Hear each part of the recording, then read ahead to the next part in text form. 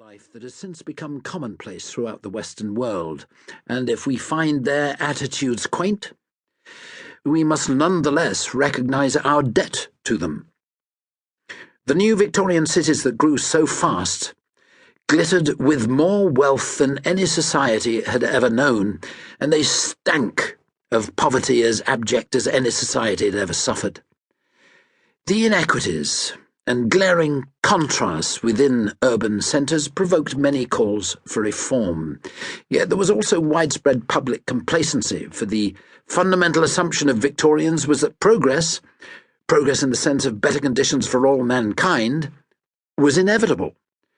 We may find that complacency particularly risible today, but in the 1850s it was a reasonable attitude to adopt.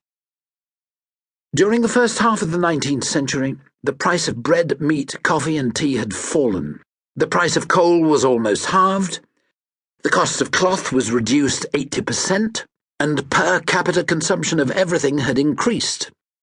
Criminal law had been reformed. Personal liberties were better protected.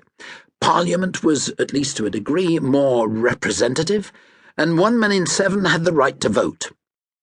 Per capita taxation had been reduced by half.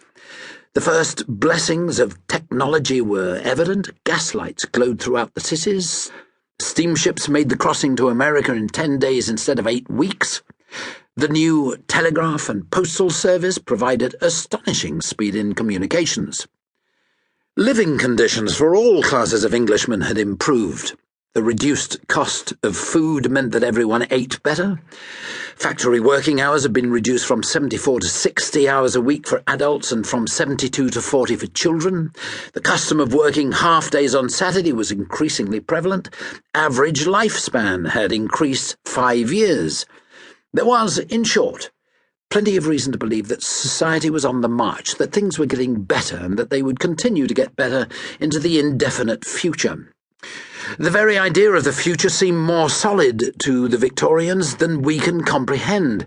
It was possible to lease a box in the Albert Hall for 999 years, and many citizens did so. But of all the proofs of progress, the most visible and striking were the railroads. In less than a quarter of a century, they had altered every aspect of English life and commerce. It is only a slight simplification to say that prior to 1830, there were no railroads in England. All transportation between cities was by horse-drawn coach, and such journeys were slow, unpleasant, dangerous, and expensive. Cities were consequently isolated from one another. In September 1830, the Liverpool and Manchester Railway opened and began the revolution. In the first year of operation, the number of railway passengers carried between these two cities was twice the number that had travelled the previous year by coach.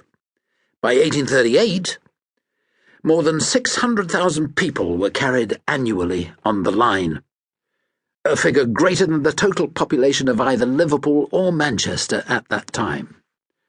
The social impact was extraordinary. So was the howl of opposition. The new railroads were all privately financed, profit-oriented ventures, and they drew plenty of criticism. There was opposition on aesthetic grounds. Ruskin's condemnation of the railway bridges over the Thames echoed a view widely held by his less refined contemporaries. The aggregate disfigurement of town and countryside was uniformly deplored.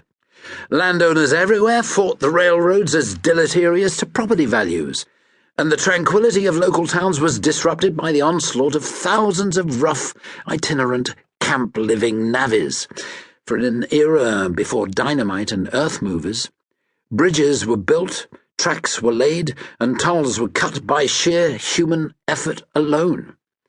It was also well recognised that in times of unemployment, the navvies easily shifted to the ranks of urban criminals of the crudest sort. Despite these reservations, the growth of the English railroads was swift and pervasive. By 1850, 5,000 miles of track crisscrossed the nation, providing cheap and increasingly swift transportation for every citizen. Inevitably, the railroad